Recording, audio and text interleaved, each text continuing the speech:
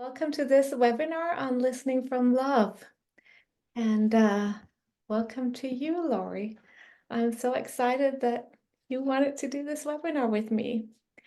I think, Lori, you are probably the person I know who grabs the opportunities for seeing love and sharing that you see love the most. And I love that about you. You always let people around you know that what they're doing is wonderful and that they're loved. And I think that's magical, and it's so wonderful to be around people who sees love that way as you do. So thank you so much. Oh, thank you. What an intro. I don't think I've been introduced like that ever. So it's very, you know how they say, Dorthe, that beauty is in the eyes of the beholder. I think the same holds true for love, right? That's what you see and in me and in others too. And I have to say to the group, first of all, thank you all for joining us. Um, there's a lot of you, 30 plus. So you're all new faces to me because I'm used to, presenting to a United States audience and also UK. I guess that's pretty much the audience I've seen. So it's wonderful to meet all of you. And I'm hoping that I'll be meeting some of you in August when I get together with Dorthe and with Jack.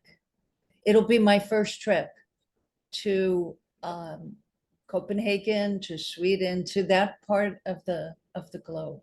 Yeah, so I'm just really thrilled about this. And I just want to say something about how you titled this, Dorthe. Do you know I don't know how many of you are already involved in the Three Principles community, but in that community, I have never actually heard listening from love, which is exactly what it is, right? When we talk about deep listening, generous listening, perfecting deep listening, when, what it is listening from a space of love with nothing on your mind, with no preconceived notions, with nothing you have to think about or figure out. It's actually the most relaxing space to be in, where there's nothing on you, the listener. You're just present for the speaker. And so I love listening from love. Have you, I mean, did you, I'd love to hear how that came to you. Or am I just like out of some loop that I haven't heard that before? I don't know. I just think we talk a lot about both love and listening. Yeah. And with love being our essence, and with diving more into seeing more of that, that kind of naturally leads to looking at listening from love. Like when that is our true essence, what does it look like when we just listen from our true essence, from love? Right. That is so true. That, and how do we know that our true essence is love? The way I know it is when I take walks. I have a favorite park not far from me. It takes me only about 15 minutes to drive to. And so I'm there whenever I can be. Um, and, you know, I feel like it is a space of love. I have never seen people arguing, having, sometimes I see people walking by and they look like they're in their head, thinking, doing a lot of thinking. But for the most part, when I'll come upon babies in carriages and they might fuss a little bit, but the minute they're taken care of, with whatever it is, mom or dad has that sense of what what this baby is needing, they're taking care of, they're right back to peace, love, and understanding, as Jack Pransky puts it, right? That's our essence, because babies haven't been through a lot of conditioned thinking. Maybe at some level they probably don't even know if they're a boy or a girl, even though they might be dressed in pink or in blue. They're not cognizant of that. So it's when we start becoming cognizant, thinking, that we get taken away from this essence. Like Doctor said, the essence of who we really are is this wide open space of love. We haven't learned in that space, when we're newborns, how to judge, evaluate, analyze, critique ourselves even. So yeah, I just find that so fascinating. And at any point, I just want to say that I love when people have questions. So if something bubbles up for you, um, I know that, Doctor, you like that too, so I'll let you speak to that. Yeah. Lori and I both feel like, you know, nobody is the expert. We're all exploring this together. So interaction is very welcome. Please be a part of this conversation, and we can have shared wisdom and shared love. Yeah. Yeah, we're all at the same level. There's no one higher or knows more from this level of love and spiritual. Yeah, there are historians who know more history, and there are um, doctors who certainly, know more about the human body than I do. But on this level, talking about what we see from within ourselves, everybody's the same. Yeah. Sid Banks has a beautiful quote about that nobody's more spiritual than anybody else. That's the leveling ground, the space where we literally are absolutely all the same.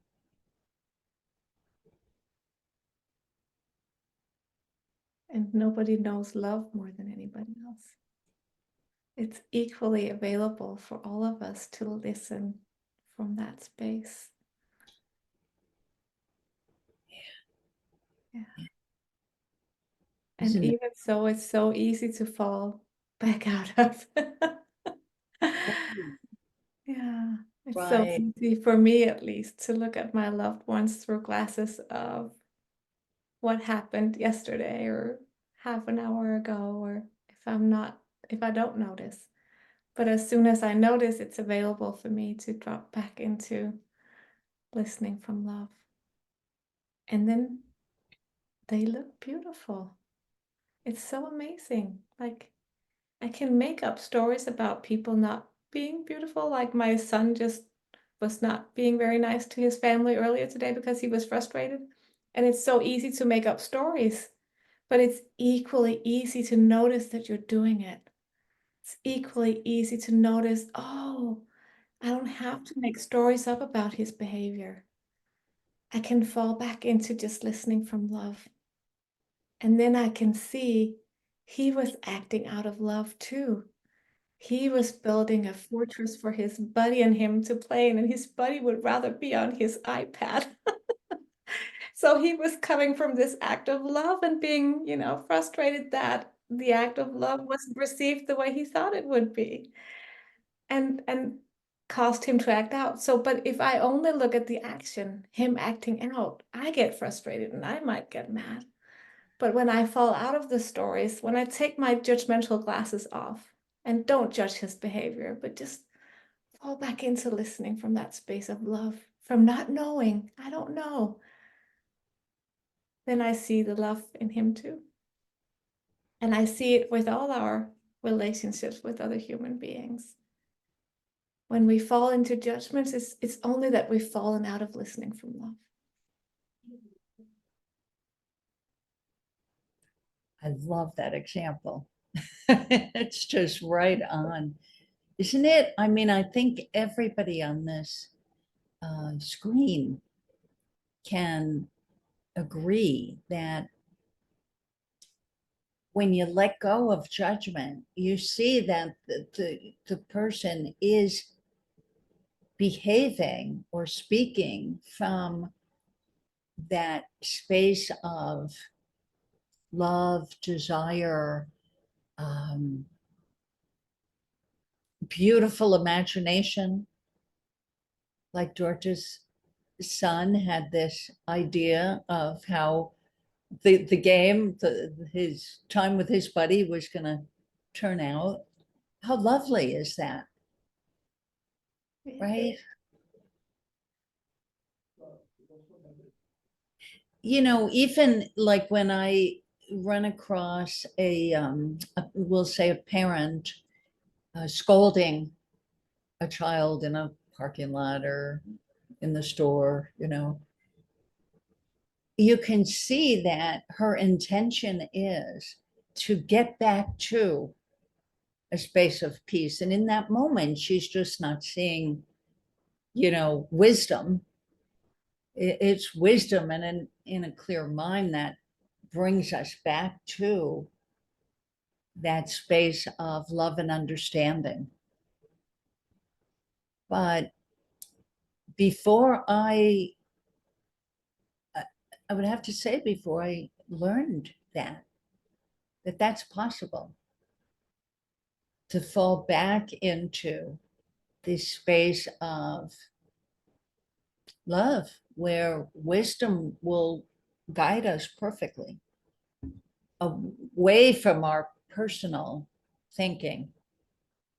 Like, if only my child will settle down and do what I think he or she needs to do, then I'll regain my composure. Like, something has to change out there for me to fall back into this space of love.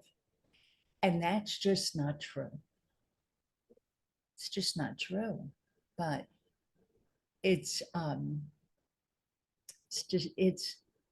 like we get deceived by personal thinking. And it's so innocent, like we so easily fall into the stories that we make up about what things should look like, how a play situation should unfold, or how a parenting situation should unfold, or how a work situation should unfold, how other people should act in it, and what should unfold. And when we're looking for that, it's so easy to sometimes become frustrated or but it's also so nice to notice that we don't have to get hung up on our frustration. Like we can take it as a sign. It's all it is. It's a sign, you're not listening from love now. Now you're listening from what you think it should look like. And it's also innocent and it's really all that's going on. You're looking through the glasses of what this situation should look like in the story you made up. And when you become aware, you can remove the glasses with the story you made up and just fall back into listening from love and just being with what is, just being with what is unfolding, which might be a different story that you didn't write. But life has a way, I find, of writing better stories than I do, if I'm okay with listening for it. Yeah. Yeah. Life has a way of writing better stories. It's so true. Um, at least the end of the story that life writes for us. I have noticed that more and more lately, you know, through my clients' stories, through my own experiences, that something doesn't look great now, but if I just relax my brain around it and forget about trying to figure it out, you see, like, wow, the end result brought me to this place I would not have been brought to had that difficulty difficulty not happened. Isn't it interesting how we humans have learned to label things, as Dorthe says, innocently, right? I mean, we're under the spell of some misunderstandings in life. But when you like take those glasses off, when you seek to really see more clearly,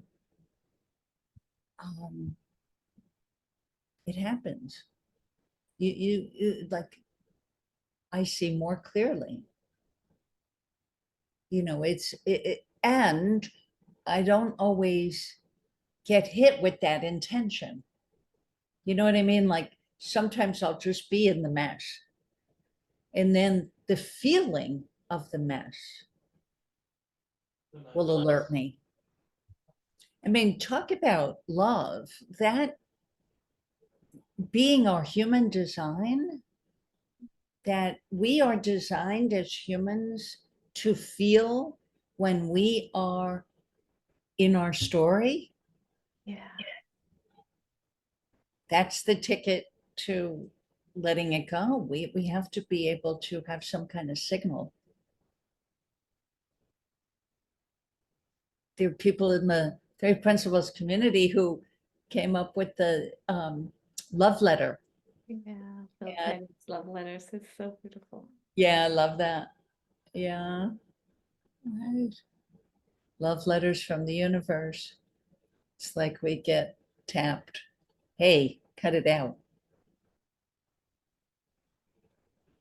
Yeah. And there's also more love, for me at least, in seeing that in others too.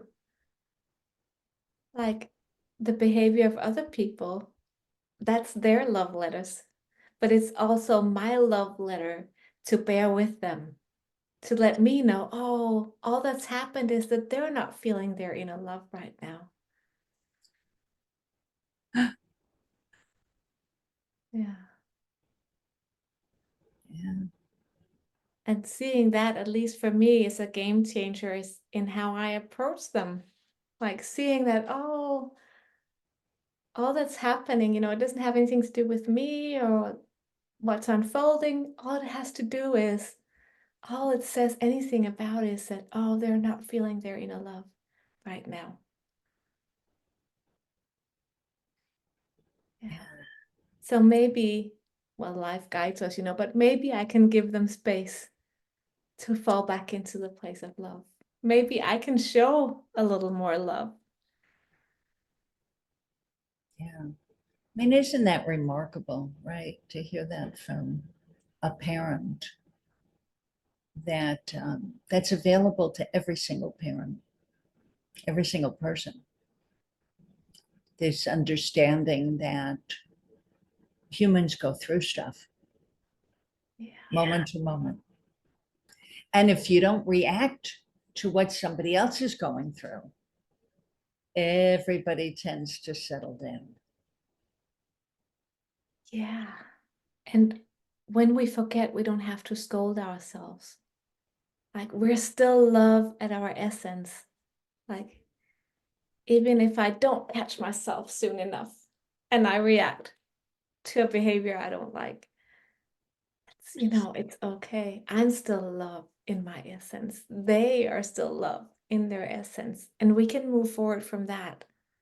Like it's always, we're never completely lost, even if we're lost from love for just a single moment, it's still there. And we don't have to walk further away from it by judging our own judging or our own not recognizing we fell out of listening from love. We can always just jump back in the pool of love as soon as we realize. Jump back in the pool of love. Yeah, that's great. Yeah, so true. What you just said, Dorthe, it's just so true that, yeah, there's nothing that we can't bounce back from. there's literally nothing that we can't recuperate from. And I find it's like when I listen from love, my view widens. Like I see much more. I was on a walk yesterday with my husband, and I was kind of caught up at the beginning of our walk, and I kind of just saw like the path right in front of me and like the closest surroundings. And then, something just it just popped in kind of sideways, when you walk in gratitude, the world changes. And it just stopped me in my tracks. I thought, oh, wow, yeah, I'm not appreciating where I'm at. I'm not looking for love right now. I'm not listening. But as soon as I realized, it was like immediately the glasses were off and I saw more. I saw more nature. I saw more beauty. I heard more birds. I like it just and it instantly, as soon as you find your way back in listening from love, you have everything available, much more than what you were seeing or hearing. And I find the same goes for solutions or for options, for where to go next. As soon as I'm just listening from love, I see more options. I see more, I see more innocence and I see more love in everyone else too. So it's like, it feels a little bit like the gift that keeps on giving. Like the more, the more I can look from love, the more I can see. And the more I see it, the more I see that it's available even when I don't see it, which makes it easier to kind of jump back in the pool, but also makes me, as I said before, it makes me so much lighter in when I'm not seeing it. Because I know that at any point I can see it again. And just seeing that I'm not seeing is the first kind of step back towards the pool of love. Yeah. What strikes me listening to you now, first of all, the feeling, right? The feeling is just so great. You can't help but feel good when you're looking in the direction of love. It's just a darn good feeling.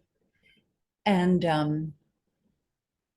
it has the feeling of you can't go wrong when you're in that space. And what struck me is all of you listening to this now on the screen or, to the recording later, something drew you here. Maybe this could be your first exposure to what we're talking about. You could have listened to many other webinars, people talking about this. Wherever you are on this journey of exploration, it's a blessing. It's a blessing. When I was first exposed to the first talk I sat in of Sid Banks way back, 1985. I was a toddler then. Just kidding. And that was the beginning of this journey into really having a deeper look in the direction of mental well-being, which is a space of love. It's where we're not broken, we're not flawed. Do we sometimes think and do things that are not in our best interest and not in the best interest of others? Yes, we do. I'll speak for myself. I do that much less now. I think it's really at a minimum compared to the mistakes I would make earlier in life. And I know it has to do with the fact that I've been looking in this direction. There's no mistake about it. So, you know, it's great that you're all here now in the same exploration.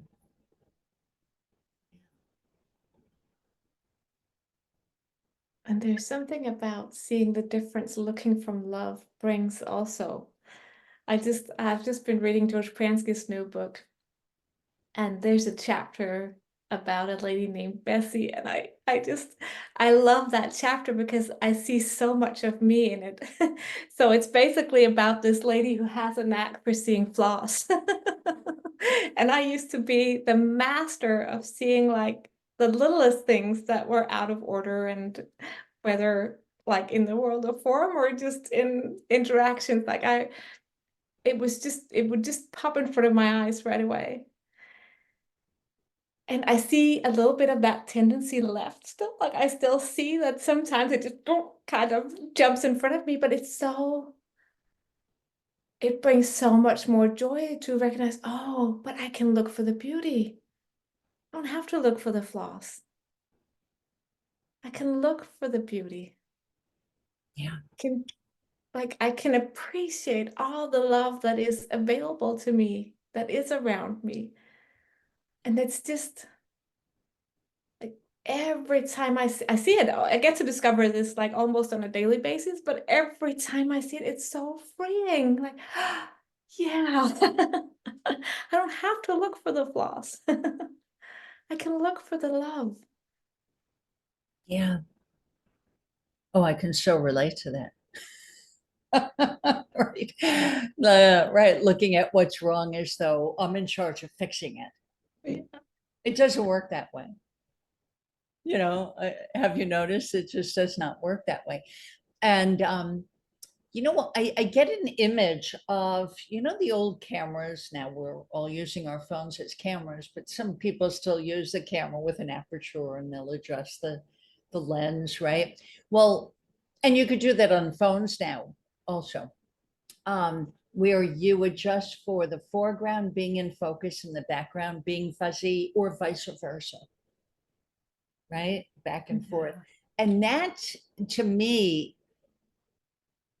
a great metaphor for how life looks so much more to me now, that I can zoom in, if you will, on focus on what I enjoy, what I appreciate, what I feel blessed about, what I feel grateful for, and zoom out on the things that I wish were different. Well, I used to spend a lot of time wishing things would be different, wanting them to be a different way. And you know what's really intriguing to me is knowing that I'm not responsible for what is out there, what people say to me or how people treat me, but that I am responsible for, I never thought of it this way, but Dorthe, being on this with you, I think I'm going to see it even more now. Looking for the love that's in the person, that's in the event itself.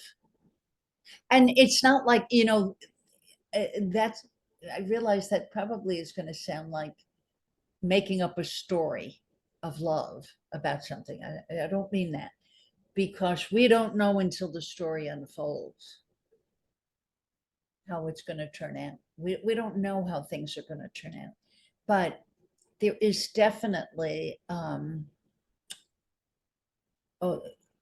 how do I want to say this? There's definitely like a direction to point in that there's a knowing. I think that's how I want to say it, that there's just this inner knowing that it's not pie in the sky, it's not Pollyanna, it's choice, that we have free will, have the free will to choose between getting in the muck and the mud,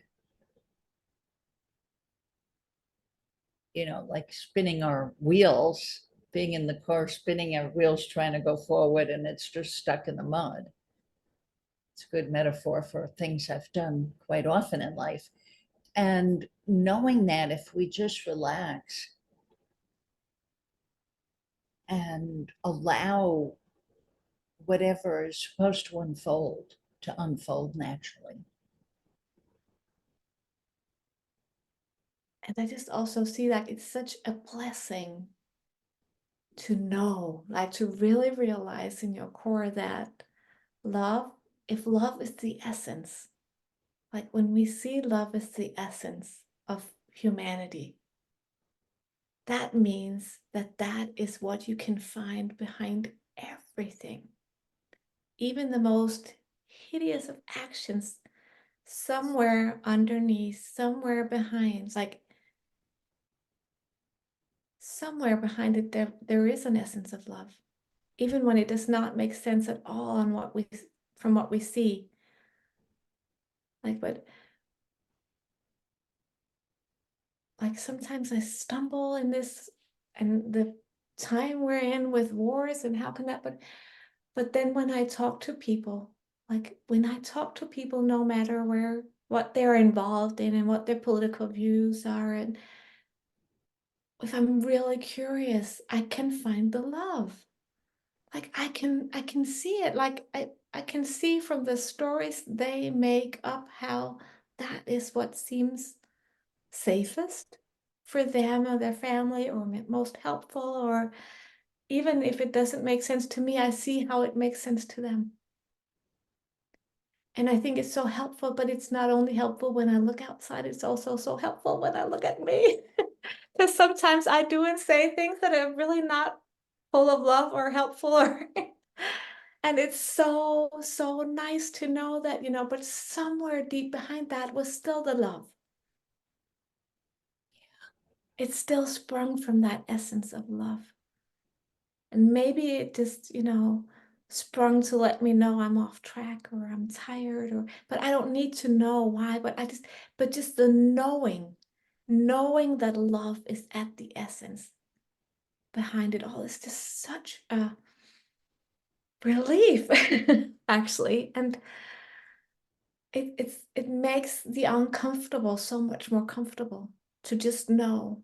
And because sometimes for me too, I have to wait for the love to be felt deeply again and to be in my conscious awareness.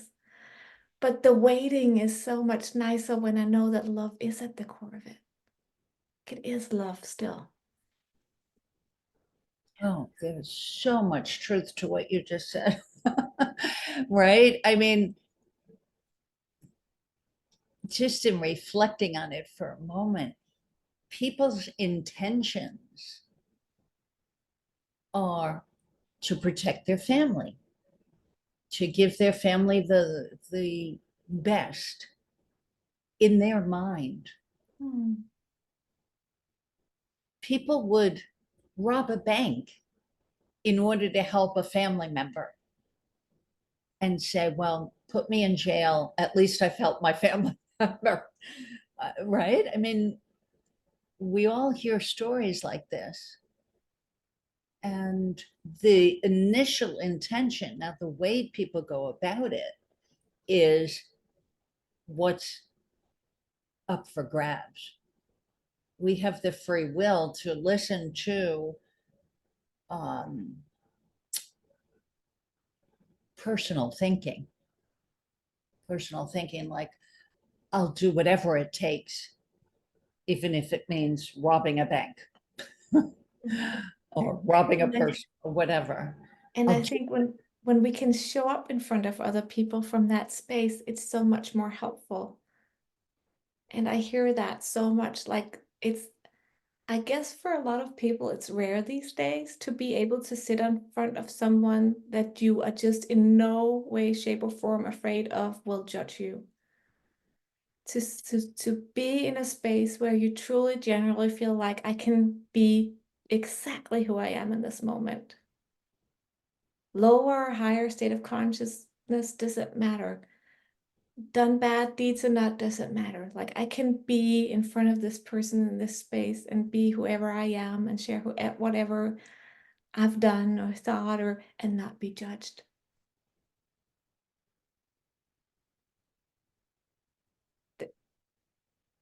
I think that feeling alone without us even saying anything to people is so, so helpful. That's the truth. Yeah. Right. And I think that's what comes across when we're listening from love.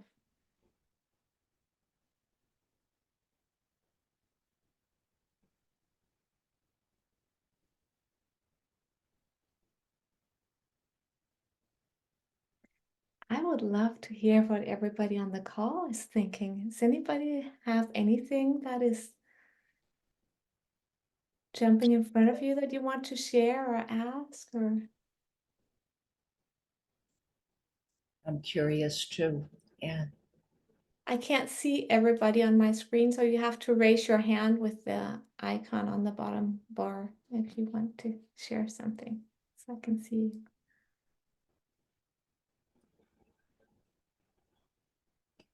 Or even put it in the chat. One of us can read your question. Yeah. Charlotte said that loves the term love letters. Lots of farts, love letters. Yeah.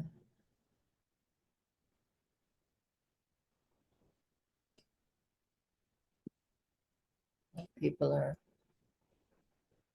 maybe we've hypnotized everybody in there. They're in a quiet space. Yeah. Something popped into my mind. Let me see if it comes back. Part of being in the space of love is having trust in the universe, right? That it'll send you a love letter of, something that was striking me when I was thinking about doing this with your daughter Yeah. was about, wisdom, which I call, I would call love a space of wisdom, which is not encumbered with personal thinking, judgment, criticism, all of that. So, if I'm in that space, or if I'm in the space of personal thinking, that they each come with a feeling, and I've gotten better at tapping into recognizing the different feeling. And I used to say, and I've heard other people say that wisdom always comes with a nice feeling. Well, then I reflected on that and I realized, you know what? Not exactly, because it depends on how you think of a nice feeling. Sometimes if I or somebody else has this feeling of, yeah, gotcha, right? Gotcha back.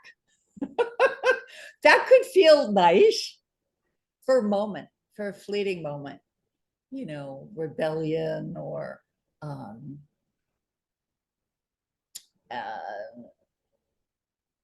that justification, right? Like I'm justified.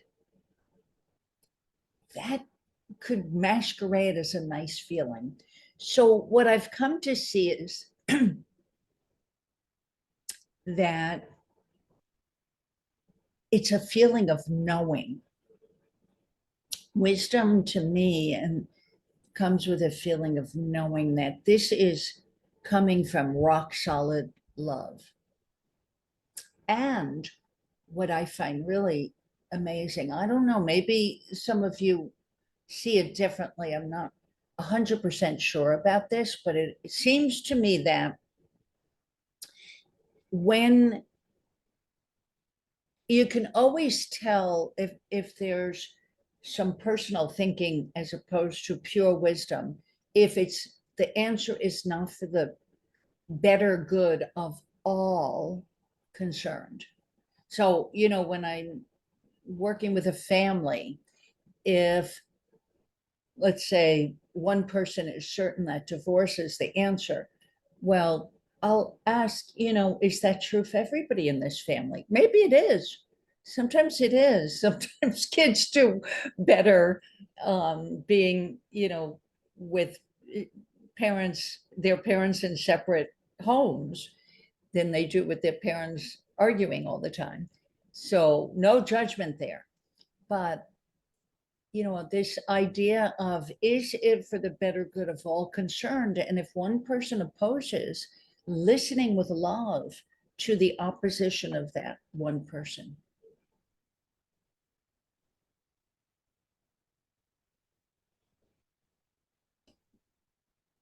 I don't see hands yet. What's going on here?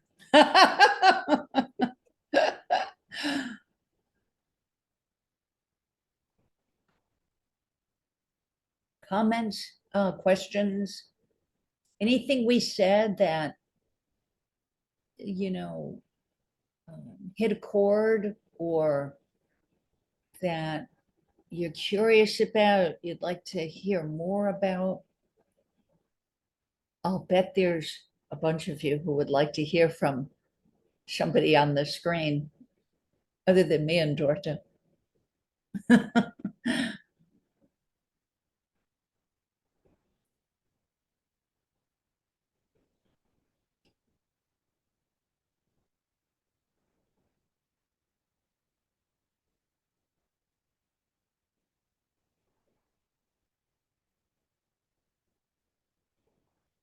I know there's no English speakers except for me.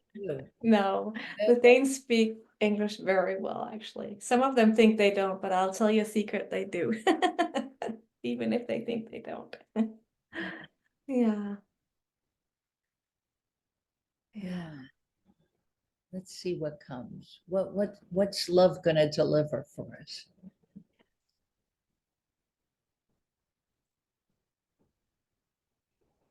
I've just been amazed. I'll say this. I've been amazed more recently than ever before. I don't even know how to put it in words, but huh.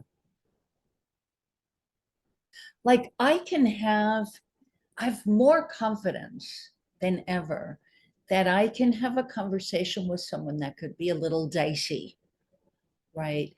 That I would have held back in the past because they'll take it the wrong way. I know this person gets defensive, and I don't mean anything that would require a defense. And so I'll like backpedal and not say something. But I'll be darned if I haven't found more ways of broaching a subject, and I don't get that sense of defensiveness.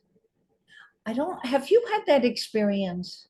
Do you know what I'm referring to, Doctor? It's hard to put into words, but I guess it's the way people respond to us when we have faith. I would call it having faith in wisdom guiding not just me, but the other person as well. Yeah, and I think to me, what you're saying points to this whole also not having an agenda. Yes. Because it's when I have an agenda is when I might offend someone. Because Yes. I think they need to hear something.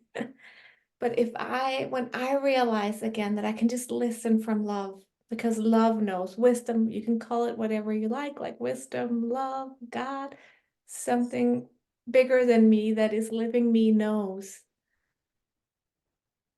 what the person in front of me can hear if I listen from love. Yes. Not having an agenda Yeah. And is I huge. like my kids are my best example because they act out like every other kid does sometimes. And my reaction correlates with how easy we come to a peaceful outcome. Because if I get into an agenda of how I think they should behave and want to actively make them behave like that, I there's resistance because I have an agenda. If I don't have an agenda, if I get curious, if I listen from the love in me to the love in them, when I listen, something occurs and it's never the same. Like it's not that same things don't occur, but it's just not, there's no method to it. Like sometimes it's leaving them alone, sometimes it's just hugging them for a long time, sometimes it's asking a question that occurs, sometimes it's just changing the subject completely and say something that makes them laugh. You know, it's just, I don't know, but love knows. Like I can, when that's what I fall back into listening from love, then it appears like that's where all the wisdom is that we really need in each now. And it doesn't matter if it's with my kids or if it's a stranger in front of me or some work-related conversation, like it works all, like that is the universal thing. It's the love that's at our core. Like that's the universal thing. That's the thing that always holds true and always holds the answers. And when I don't know, it's okay, because when I remember, it's still there. So even if I mess up and I have an agenda and I get into resistance, usually the resistance will wake you up if you don't, if you haven't woken up before, then you get to realize, oh, okay, I'm pushing an agenda. I can step back. Yeah. We have a question from Elin. Oh, great. Yeah. Pushing an agenda. Just Yeah. wanted to say that. Yeah. I know, funny. Yeah. I love Hi. Hi. it. The first thing I want to say that maybe people up north here, we are not always used to big words and love. It's such a big word for many, I believe. Um, but what I found maybe the most interesting part of all was something Linda Pettit said, that the first love relationship we ever have is with ourselves. And that struck something in me. And I think that's have been most important for me to see about both love and listening, that it starts with me. If I can love myself, if I can see the beauty in me, then it's so much easier for me to see the beauty in others, even though it's not beauty as a common concept. And by loving myself, I have truly seen that that is a gift for others, that I love myself. That's not how I'm used to think. So, you know, what they say on the airplane, first fasten your own mask before you help anyone else. And I didn't get that when I was a mother and my small daughter was with me. But then I got explained that, well, who can help your daughter if you have passed out? So it's really something good that we do for others by filling our own cup of love first. And then that can overflow to others. In so many ways also, because then we can, if everyone is filled up with love, because love is inside of us, it's not something that we can really give or get, it's us. So when we are in contact with that, everyone around us is affected. And that's really what's going to make the world a better place, if everyone is loving themselves in that authentic way. So filling me up and then giving it to others will be natural. So, and in order to do so, we need to listen to ourselves. Yeah. Listen to ourselves, and then it's more easy to listen to others. So for me, those two are quite related. And even realizing there's nothing you have to do, because it is who you are.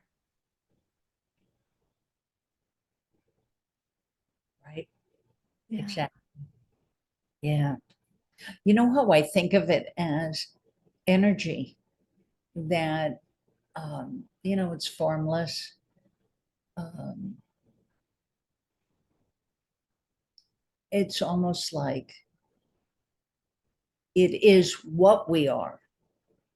It is what we are. It's not who we are. Who we are, I think of as, personality or what we've collected, learned ways of thinking, etc.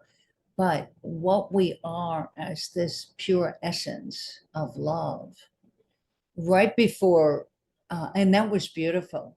Um, I'm not sure how to pronounce her. Eileen, did I pronounce that name correct? That was a beautiful way to express how you see it, right? We have to take care of ourselves in order to take care of other people. We have to, and part of taking care of ourselves is, the metaphor of the oxygen mask in the airplane is perfect for calming down, settling down. That's taking care of ourselves, getting to a place where we can trust the wisdom that comes through us in how to take care of a situation. And this is what blows my mind. When you hear about people being in like very difficult situations, accidents, etc., and they just do the right thing, and they will say there was no thought. I have no idea how I knew to do this or that. And there have been reports where a mother lifts a car so to free her child. I mean, you couldn't do that if you thought about it. It's hard to imagine you could do it without thinking about it, but it's been reported more than once. And I just know that we can trust this space of no thought where energy, love is guiding us. Yeah, somebody put in the chat about giving an example of deep listening from the heart. I think of it in terms of deep listening from the heart as opposed to the head, right? Not literally the heart, but it's like the heart is deeper, right? Metaphorically speaking, it's deeper than the superficial intellect. There's intelligence in the heart space of love. There is this wisdom, universal intelligence in that quiet space. What would be a good example, Dorthe?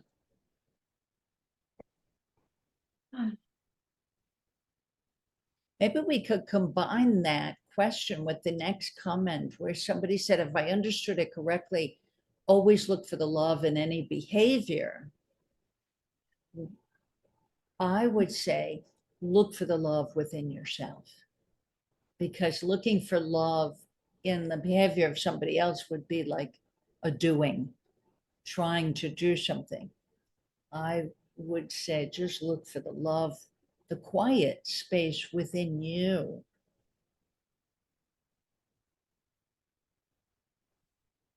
Yeah.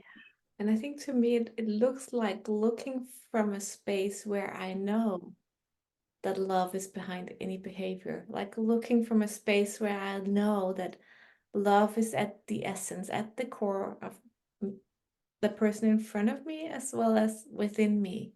Like it is our shared being is love. Like it is our shared essence. Even if I'm not seeing it now, Yeah, exactly. right? Yeah, Even if it's not computing how this could possibly be coming from love, yeah, because you will never know what is going on at the core of that individual, other than it has to be love because that's our essence. yeah. So it may look like it's 100 million miles away from pure essential love, how this person is behaving. But even, if you think about bullies in the schoolyard, the bully is desperately, you might say, desperately seeking to find the love within him or herself. And sometimes they're unaware, like, because we are unaware of how we work. Like, we are on a journey to discovering how we work, and not everybody is on that journey. A lot of people don't know how they work, so the stories they have made up look really real. So once we know the story they make up, then it makes sense why they did what they did. But you kind of have to become curious to see. You have to, at least for me, it's just so helpful to know that there is love at the essence. So of course, there is some story making it seems like the best option to act like they're acting. Yeah. Yeah, it's right on. Absolutely. Something you said, I was going And to. just seeing people through that, I think, is meeting them in a different energy that they pick up on too. Yeah. Like meeting them from an energy of love in me instead of meeting them through my glasses of judging their behavior. Yeah. Yeah, exactly. Yeah. Yeah. And it just it came back to me what it was that you said that I wanted to highlight for everyone, which is not everyone that we run across on this journey, on the same journey of understanding how we work, because that's the key. Understanding how we work is what leads us to the realization that we're working from love. Even when our head is filled with a bunch of gobbledygook, underneath the gobbledygook is that quiet space of love that knows so much more and so much deeper than anything we could tell ourselves, any story we could make. And it doesn't look like we're making up the story either. Marty Hello. Lipsky, you just lit up. Oh my gosh, I've not seen or heard from you in a while. We'll put it that way. Love to hear. Well, yes. How is this great? Can you still hear me? Yeah. Oh, good. Yeah, I've known you for a long time, Lori, because I met Sid in 1975, and so I've been involved in three principles forever. But I love the pointing today because there's so much depth in this pointing. And when Sydney Banks first started sharing this with people, the first concentration was exactly what's being talked about today. This is it, how to listen. And he drew the distinction between listening and hearing something. And when I first started listening to this, I had the biggest trouble hearing anything. I couldn't listen to myself. I couldn't listen to anybody. And, it took me at that time quite a bit of a time to quiet down a bit so I could start listening to people. Because unless you're really listening, you can't learn anything. All you know is the stuff going on inside you. So he really did put the distinction, there's listening and there's hearing. And hearing is a much better experience. Can be a tremendous experience. It can be everything from enjoying someone else to having actually what you might call a divine experience. So, but the other thing is, everybody gets this at their own speed and what they're ready for. So if people on this call aren't hearing it at first, you might hear it when you get off the call. You never know.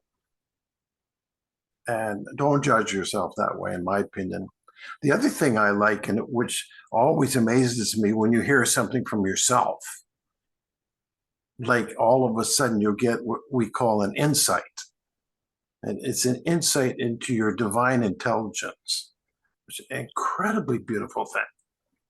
Like if you want to find satisfaction or contentment, you find it through going inside yourself and finding what's true. What's true. And the other thing is that there's a great value in listening to people, because as you've been talking about, when you're listening to people, it really is sharing and it really is love. And the moment you start sharing, the deeper you go inside yourself. Absolutely no question about how this works. And the other thing too is most people don't understand the way to grow is through simplicity. It's not complicated at all. There's no complication to this whatsoever. Sid used to say, if you're in the middle of the Sahara Desert and you're ready to hear something, you're going to hear something. I absolutely guarantee if you are ready to hear something, you will hear something. There's nothing in the world that can stop this. You, as Lori and your friend were talking about, is a divine intelligence inside you that's exactly what you are. It's an awareness. And when you're ready to touch inside to that, no force in the world can stop that. That is the force. It's the everything of everything. So, and what was talked about beautifully about the sense that you have to get used to this nothing. Because when you get into this nothing, then you start to find everything. It's like this huge, massive opposite. Like it's the most opposite thing in the world. What you think mostly is not true. What you think isn't true is true. So,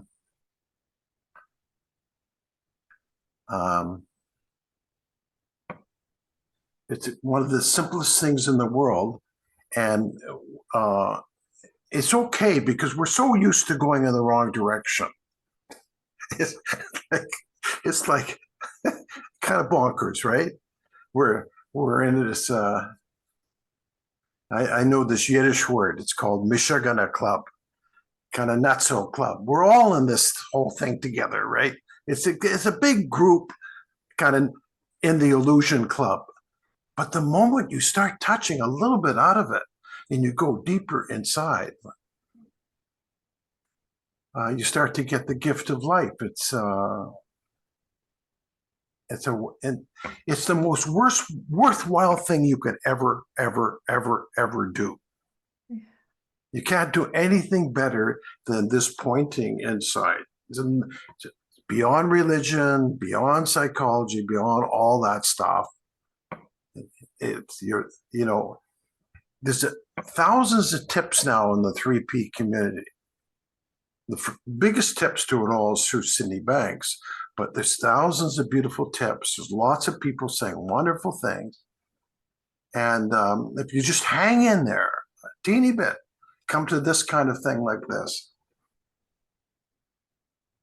I came in today because I haven't seen Lori in a long time. And thinking I'd like to find out what other people have to say. And because I might learn something. Always I right. learned something. It's such a wonderful thing. Right. I'm having more insights these days than I ever did all the years Yeah, that's previously. it. Do you find the same thing too, Marty? Yeah, totally.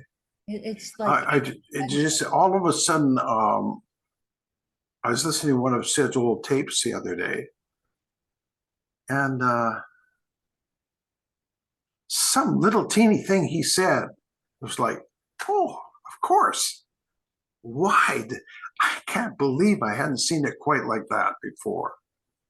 It was mentioned today, and it was like by Dorothy about seeing the beauty in others. You know, you have to drop all your stuff, your resentments, your blames, and everything. If you don't drop that or stop paying attention to that, you'll never see the beauty in others. right. You have to see the beauty in others. Then you can walk around the universe more in a state of love than a state of confusion. Yes. Anyways, And it's so great having you. But I just have a question that just popped in my mind. Have you found, and this is for everybody, have you found that if you have a resentment, that you find out at some point, wow, that was just a misunderstanding? Yeah. I misunderstood her, he misunderstood me. It was just a simple misunderstanding. There is never reason to resent someone because it's just their story. It's the way they're seeing things. It's a misunderstanding about how we work. And I think also it points to what you said, Martin, like it points to the illusion, like because at least for me, it makes me hold everything more lightly when I know it's an illusion. And I've found that resentments, it's not that I always hold them as lightly as I wish I did, but once I realize, oh my goodness, that was the story I made up about that person. It's not the person. I made up that story that caused the resentment. Like usually it's often about actions, like they've done something or said something that I didn't sit right with me. And then my mind makes up a story about why they did that or what kind of person they are to do that. So I found there's not even a misunderstanding to clear up. It's just for me to realize, oh, I made up a story about who that person is or why they did that. And it's so funny because once I see it, I can't unsee it again. Like then everything just drops. All the resentment, the story of who I made them up to be just drops. And I see them again, and there is the love. It's just like it's amazing. Yeah. Yeah.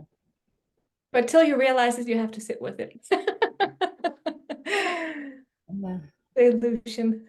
Yeah. Yeah. I remember in Sid's earliest teachings, some of the things that he seemed to have to teach. It was amazing. I couldn't believe that we needed to hear these things because they were so basic. You know, you'd think everybody, but like he'd say things like, one of the biggest trips people run on themselves is they feel sorry for themselves, and they get involved in like their own conjectures about themselves, and that will stop growth for sure, because you're looking for something impersonal, not personal.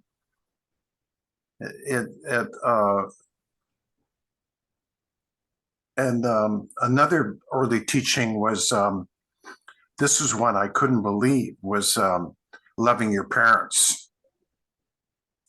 That was a really big one. And when he first started that teaching, I thought, I don't need to learn about loving my parents. I don't need that. What do I need that for? Of course I love my parents. And then when he started teaching it, I realized, you know what? I didn't love unconditionally. Because what we're talking about today, when you're listening to people and you're hearing people and you're not thinking when they're talking, you're being unconditional to them. And what happens is that you feel the energy of life. It's like you're a sponge.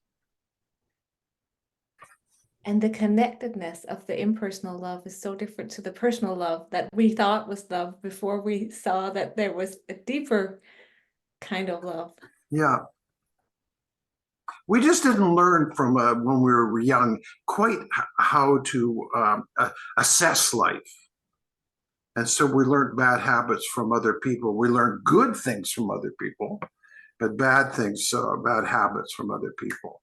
But the thing is, while we're alive, we have this chance to drop that stuff. That's the good thing. Before we're gone, we can come on a program like this, which is simply pointing to the truth. It's lovely. And we get to have this conversation with each other. Exactly. Oh, yeah. You know, when you look at the animals in the universe, they like to be together and they help each other. Right? Well, because we have a huge brain doesn't mean we're not beings like animals, the same thing. And we can really, really, really help each other. Yeah. You know, one person's got a little tip that's just perfect for you. I love it. That is so true. You know, hearing somebody else's insight sparks an insight for you, right? I mean, I know that's happened to me for sure. Yeah. What I've come to see, my insights weren't only from Sid, but it was from talking with people who were going to his talks also. That's why I put in the chat, sidbanks.com is really a great place where you could go for curated videos from the talks that he did. There are a few of his talks that are broken down into 10-minute snippets. And in fact, I started a group a few years back. We're now meeting Tuesdays. So anybody on this call, you know, just text me if you want to be an invited guest for tomorrow at 12 noon. We always meet Tuesday at 12 noon. We listen to about 8 12 noon minutes. Eastern time. What's that? Eastern 12 time. noon Eastern time. Yeah. That's right. 12 Eastern time, which is going to be something like 5 hours later for most of you, right? Hours, I think. Yeah. Yeah, like right now it's 2:15 already. 2:15. We're going for the 90-minute webinar, I think. Yeah. Yeah. Well, but the great thing about all the resources also is that life has a way of kind of pointing our attention to where there's something for us to hear in this now. So I think it's so wonderful to know that that's another thing where there are no have-tos. There's no specific we have to get through to get this. Like you just have to allow yourself to be guided and to go by what occurs for you to listen to or to read. And that will magically be where you will pick up on a snippet that will point you inwards for new wisdom in you. Yeah. Like coming on this call today, like I love what you said, Marty, about, yeah, you can always hear something new. It doesn't matter what we've heard, but the thing is, we're drawn to participate and then we'll hear something.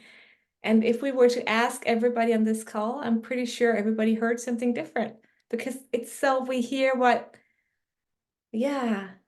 life needs us to hear right now on our discovery, on our journey, on our path through life and love. Yeah, I'm glad you mentioned that, Marty, when you said that, right? You can read the same book or listen to the same recording and you hear something you didn't hear before. I know, that's remarkable how that is. And I'm pretty sure that has to do with the fact that, you know, being on this trajectory, going in this direction, on this journey, however you want to, this journey of discovery of who we really are, how we really work, we hear things through an evolution. It's like an evolutionary process. We hear things, oh my God, I read that book 3 times. Where did that come from? Yeah, I snuck my email address in the chats. If anybody, I can give you the URL, the Zoom URL for tomorrow at 12 noon if you can make it. Love to have visitors tomorrow. Yeah. Yeah. I think this might be a wonderful time to kind of round it up. I would love to know if anybody has a last remark or something that just struck you, now is the time to let us know. And Laura and I just really hope that you have enjoyed sharing this space of love with us, and that, because I definitely felt the love here in my end, I hope all of you did too. And I know both Lori and I are very accessible on our emails. So if something occurs to you, you wished you'd asked about or shared, just drop us an email. We'll be happy to be in touch. So it was so wonderful. And thank you so much for spending your evening or your morning, midday with us, whichever part. And yeah. Thank you so much for making this happen. Just perfect. The minute you said, what do you think about doing this? I jumped on it. Oh, yeah, of course.